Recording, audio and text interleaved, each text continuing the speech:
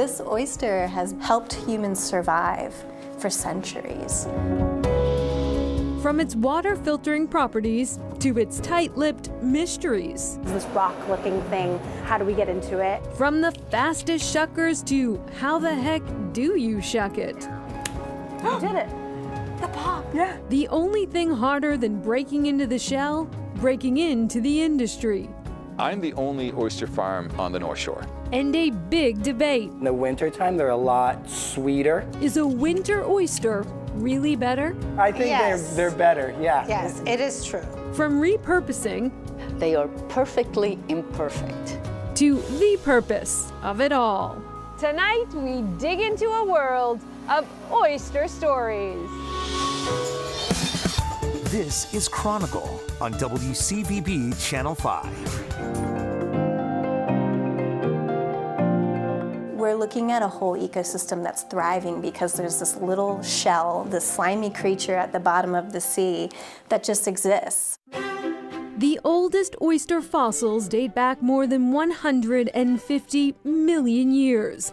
Fast forward a few hundred millennia, here in New England, the oyster has been providing sustenance for what seems like forever. By the year 1850, Boston had 69 oyster houses, and oyster peddlers sold the bivalves door to door. Eventually, depleted oyster beds gave birth to a new generation of shellfish cultivation. The Cotuit Oyster Company would help lead the way in oyster seeding. And it was Cotuit that really proved that aquaculture could work, that there was good money in it. Though hit hard by the COVID-19 pandemic, in 2019, oyster farms represented a $30 million industry here in Massachusetts.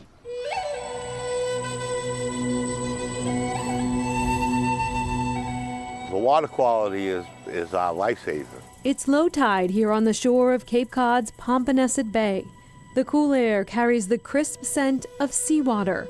For Buddy Pocknett, it is a quiet time of reflection when the winter winds bring voices from the past. You start thinking about, your past relatives and past uncles that fished there. The Wampanoag tribe, or people of First Light, have made their living from the land and sea in this region for well more than 10,000 years, settling on the shores of Cape Cod in part for the bounty of mollusks. Shellfishing to our tribe and to our people is sustain ourselves. That's how we live. That overabundance, of course, dwindled over those many years, for many reasons. But even in the last few decades, Buddy says multiple factors have led to a steady decline in the natural shellfish population.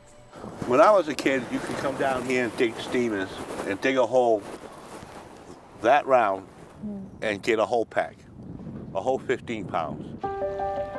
He goes back to those voices on the shore, the ones he credits for lessons in honoring the gifts of the sea.